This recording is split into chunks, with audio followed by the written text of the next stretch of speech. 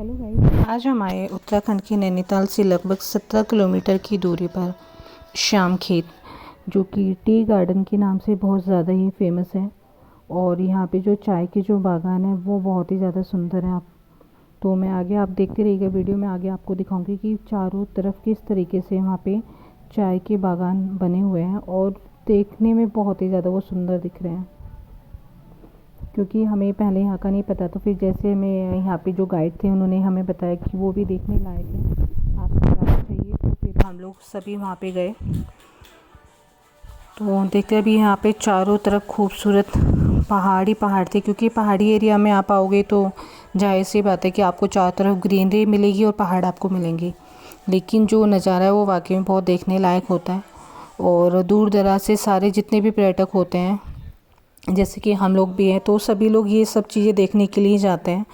तो फिर हम जैसे यहाँ पे टी फैक्ट्री में पहुँचे तो यहाँ पे इन्होंने ऑलरेडी यहाँ पे बोर्ड पे सब चीज़ें मेंशन की हुई थी कि किसका कितना चार्ज है, कि कोई स्वदेशी पर्यटक आता है और कोई भी विदेशी पर्यटक है, तो हर एक किसी का यहाँ पे चार्ज ऑलरेडी यहाँ पे मेंशन था। और कुछ चीज़ें थी जैसे कि यहाँ पे जो अंदर नहीं लेके जा सकते, जैसे ड्रोन कैमरा था वो अलाउड नहीं था अंदर जाना, और कुछ और टाइमिंग भी इनकी थी।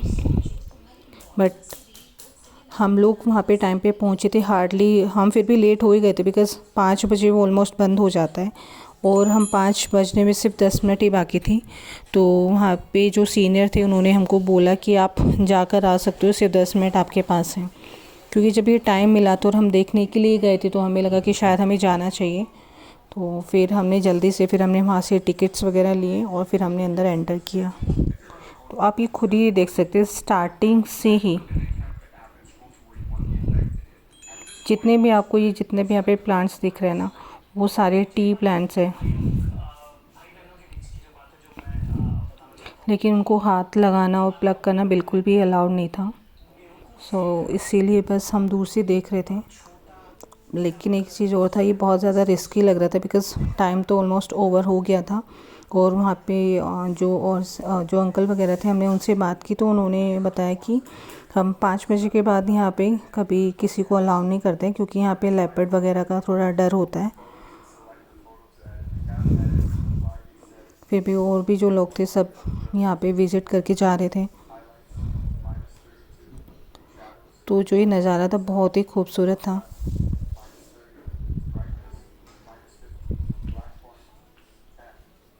जैसे यहाँ पे बताएं कि जो चाय का जो उत्पादन होता है ना, वो ज़्यादातर क्या होता है, ठंडे इलाकों में होता है। जैसे ढालदार खेत होते हैं ना, उनों में इनको लगाया जाता है, जिससे कि जो पौधों की जड़ों में जो पानी है वो इकट्ठा ना हो जाए। तो यहाँ के जो और भी लोग थे, हमने उनसे भी बात की थी, तो उन्होंने भी बताया कि यहाँ पे हर साल इतने ज़्यादा टूरिस्ट आते हैं यहाँ पे देखने के लिए। तो जो ये लगा, इन्होंने 40 एकड़ में ये फैला हुआ है ये पूरा।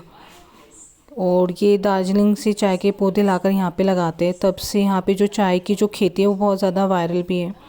इसके अलावा जैसे नैनीताल का आपका जो रामगढ़, ये आपका है निंगलाट, यहाँ पे गर्म पानी में भी चाय उगाई जाती है।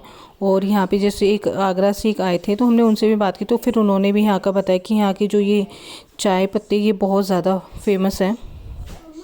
और यहाँ आप देखना चारों तरफ कैसे हरियाली ही हरियाली यहाँ पे आपको दिखाई दे रही होगी। अगर हम थोड़ा टाइम से आते तो हम यहाँ की चाय भी लेकर जाते, बट क्योंकि अंदर कैफ़ेटेरिया भी था, बट हम लेट हो गए थे, इस वजह से वो भी बंद हो गया था। यहाँ आप देख रहे हैं ना, यहाँ पे ऊपर की तरफ वॉशरूम है, कैफ़ेटेरिया भी यहाँ पे है।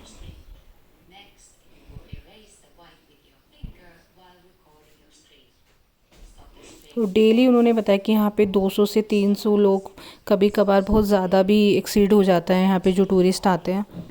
और यहाँ का खाना भी बहुत अच्छा बताया है।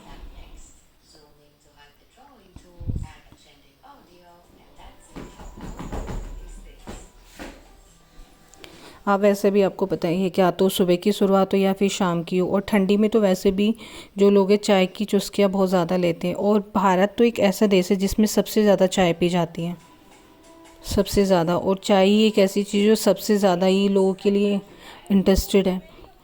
सर्दियों में तो भाई कोई ऐसा शायद होगा कि जो चाय नहीं पीता होगा।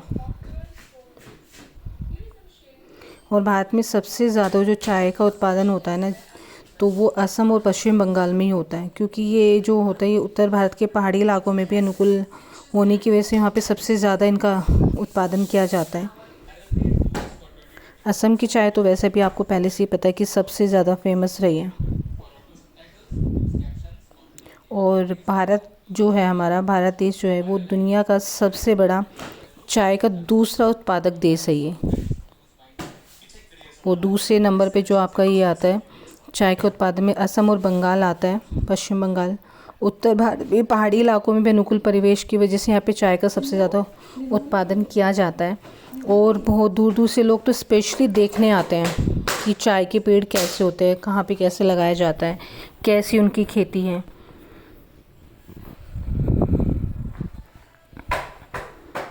तो हम लोग यहाँ पे सब आए रहते हैं। आप देख रहे हर एक चीज़ें यहाँ पे बोर्ड यहाँ पे मेंशन किया हुआ है कि हमें यहाँ पे कुछ भी गंदगी नहीं फैलानी है, किसी चीज़ को टच नहीं करना है, प्लांट वगैरह को नहीं तोड़ना है। तो ये जो बागान है अपनी खूबसूरती के लिए सबसे ज़्यादा फेमस है। तो उसके बाद हम देखने के बाद फिर हम लोग को निकलना था, क्योंकि टाइम का जैसे आपको बताया वो ऑलमोस्ट ओवर हो चुका था। और फिर इतनी ज़्यादा हमें परमिशन नहीं थी यहाँ पे रुकने की। हमें खुद भी डर लग रहा था क्योंकि सब लोग जा चुके थे और हम ही कुछ लोग यहाँ पे बचे थे। तो सभी लोग जल्दी जल्दी देख के यहाँ पे देखो नींबू का पेड़ है भाई।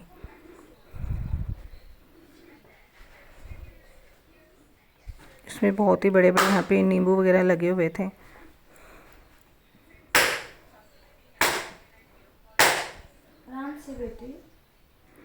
तो फिर वहाँ पे जो सीनियर थे फिर उन्होंने बोला कि बेटा आप जल्दी ही निकलो, क्योंकि टाइम हो चुका है, अंधेरा हो रहा था और चारों तरफ सन्नाटा इतना था कि बस डर लगा हुआ था। फिर हम सब लोग वहाँ से जल्दी जल्दी से हम निकले।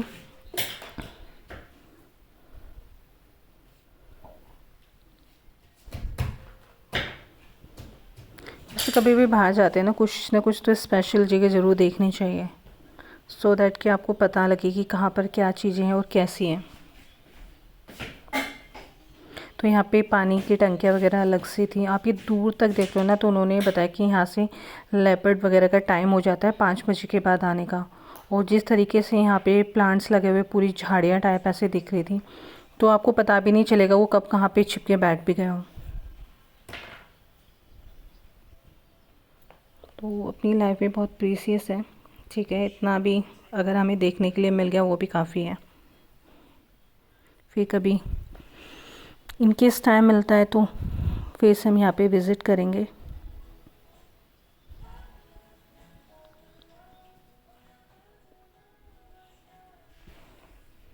तो ये लोग भी हमें बोल रहे थे कि आप लोग जल्दी जाइए। फिर उन्होंने हमारे टिकट्स वगैरह भी चेक किए थे। तो जस्ट ये अभी कैफेटेरिया क्लोज़ करके ही आ रही थी दीदी, तो हमने पूछा कि चाय वगैरह भी पॉसिबल होगा। तो उन्होंने कहा कि आप ऑलमोस्ट लेट हो चुके हैं, जो अभी नहीं हो सकती।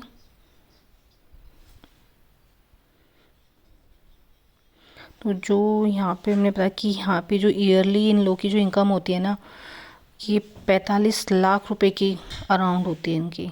शायद हो सकता है ज़्यादा हो, बट ये ओवरऑल जो हमें बताया गया था वो था।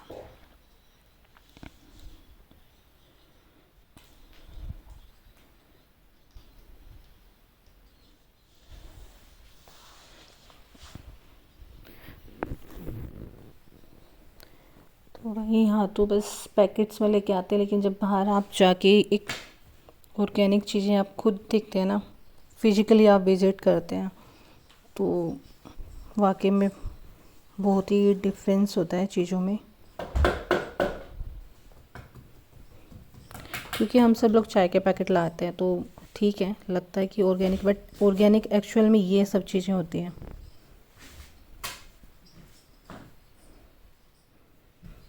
शायद अगर टाइम होता तो हम वो चाय भी यहाँ पे टेस्ट कर पाते कि कैसी थी, पर हमें पता नहीं था। अगर हमें पहले ही पता होता कि यहाँ पे टाइमिंग भी ऐसा कुछ है तो हम शायद ट्राई करते जल्दी पहुँचने का, बट अनफॉर्चुनेटली ये पॉसिबल नहीं हो पाया। समहाउ हमने जो भी टाइम था मैनेज किया, और इतना भी अगर देखने के लिए मिल गया तो आई थिंक बहुत है।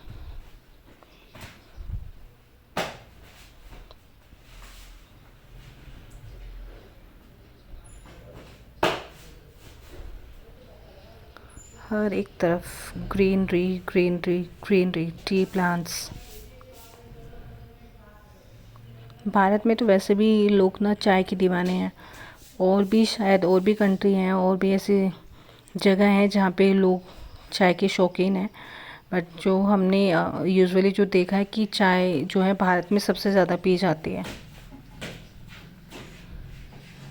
इवन आप सभी को पता होगा, आपकी फैमिली में भी बहुत ज़्यादा ऐसे लोग होंगे जो चाय के बहुत ज़्यादा यूज्ड टू हैं। पानी की जगह उन लोग की चाय चलती है। सेम पीनी भी चाहिए, अगर आप नहीं पियोगे तो फिर कहाँ से सोर्स ऑफ इनकम होगा लोगों का। तो वही जहाँ भी देखते हैं हर एक तरफ रात हो जाती तो डर भी लगता है। सो इस तरीके से हम सब लोग आपकी टी फैक्ट्री में विज़िट करने के बाद फिर हम वहाँ से बाहर आए।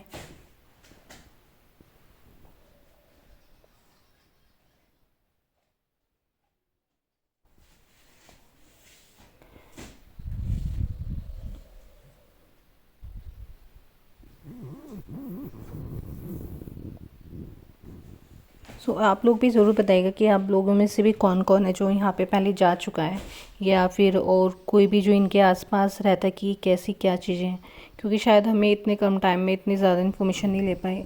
तो ये यहाँ का गोदाम है टी फैक्ट्री का, और ये पूरी फैक्ट्री है यहाँ पे।